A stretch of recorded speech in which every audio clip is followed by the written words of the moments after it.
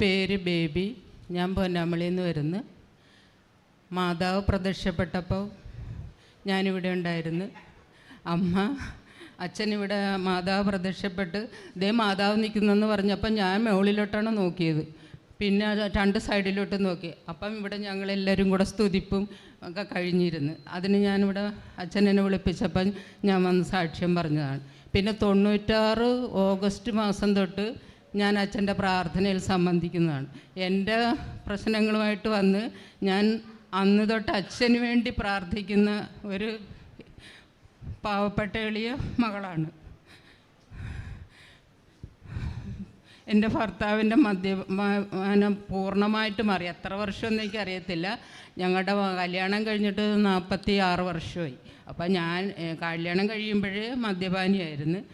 അച്ഛനോട് ഞാൻ പറഞ്ഞു പ്രാർത്ഥിച്ചതിന് ശേഷം ഇപ്പം മദ്യപിക്കുന്നവരെ പുള്ളി ഉപദേശിക്കും. അതുപോലെ പുകവലി എന്ന് പറഞ്ഞാൽ ഒരെണ്ണം കത്തിച്ച് അത് തീരുമ്പോൾ അടുത്തതെടുക്കും. അങ്ങനെ ഭയങ്കര പുകവലിയായിരുന്നു.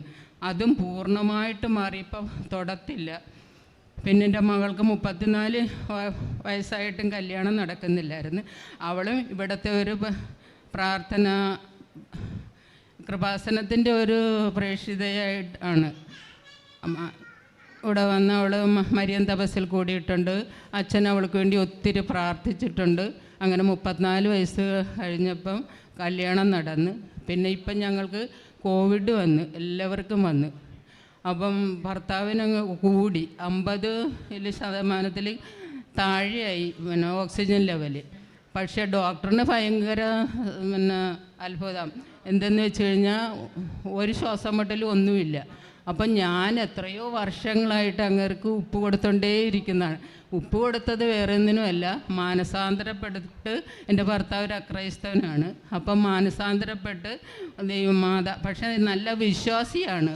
മാതാവിനോടും ഈശോയോടും ഒക്കെ നല്ല എന്നെ പറഞ്ഞൊക്കെ വീടും പോണില്ല എന്നൊക്കെ ചോദിച്ച് പാടുകയും പിന്നെ പ്രാർത്ഥനാ ചൈതന്യത്തിൽ നിൽക്കുന്ന ആളാണ്. പക്ഷേ പിന്നെ ഒന്ന് മാനസാന്തരപ്പെടുത്തി യേശുവിൻ്റെ കൂദാശകൾ സ്വീകരിക്കാനായിട്ട് വരണേന്ന് അതിനുവേണ്ടിയാണ് ഞാൻ ഉപ്പ് കൊടുത്തത്. പക്ഷേ ഇപ്പോൾ കോവിഡ് വന്നപ്പം മാതാവ് അങ്ങേരെ ഒത്തിരി എന്ന് പറഞ്ഞാൽ ഡോക്ടറിന് അത്ഭുതം. ഡോക്ടർ ചോദിക്കുന്നു, ഈ ചേട്ടന് ശ്വാസം മുട്ടലൊന്നും ഇല്ലേന്ന് എപ്പോഴും ചോദിക്കും.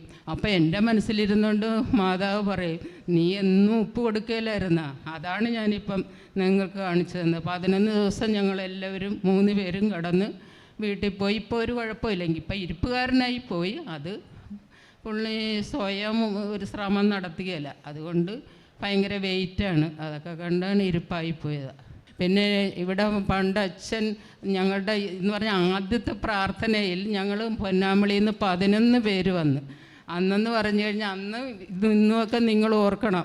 ഇന്നിവിടെ കയറുമ്പോൾ ഞാൻ മാതാവിനോട് ഒത്തിരി പറയും, എന്താണ് ഇവിടെ അമ്മ പ്രത്യക്ഷപ്പെട്ട് ശരിയാണ്. പക്ഷെ അച്ഛൻ വേളാങ്കണ്ണി പോയി പ്രാർത്ഥിച്ച്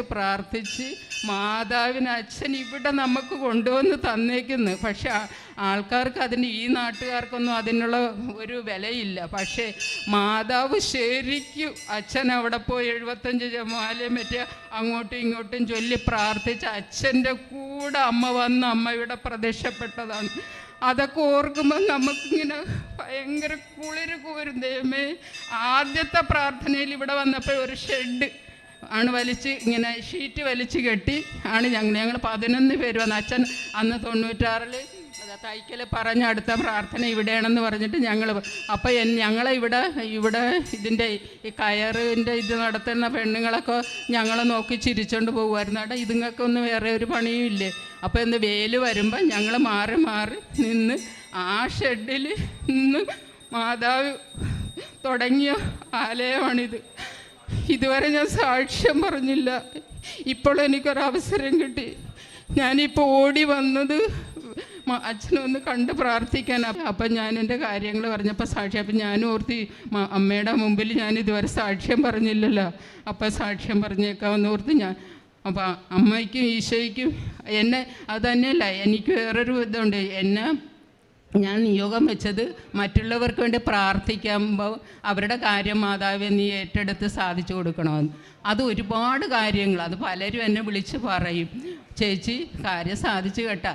ഒന്നെങ്കിൽ അസുഖമായിരിക്കും, അതല്ലെങ്കിൽ അവരുടെ എന്തെങ്കിലും മറ്റുള്ള സാമ്പത്തിക ബുദ്ധിമുട്ടുകളോ അല്ല പഠനത്തിൻ്റെ കാര്യങ്ങൾ. അത് കേൾക്കുമ്പോൾ നമുക്ക് ദൈവമേ നമ്മൾ പാപിയാണെങ്കിലും എൻ്റെ ഈശോയെ അമ്മ പ്രാർത്ഥന കേട്ട് ഈശോയുടെ കൊടുത്തല്ല എന്ന് ഓർക്കുമ്പോൾ നമുക്കൊന്നും വേണ്ട, വേറെ ഒന്നും ജീവിതത്തിൽ വേണ്ട, ഇത് മാത്രം മതി.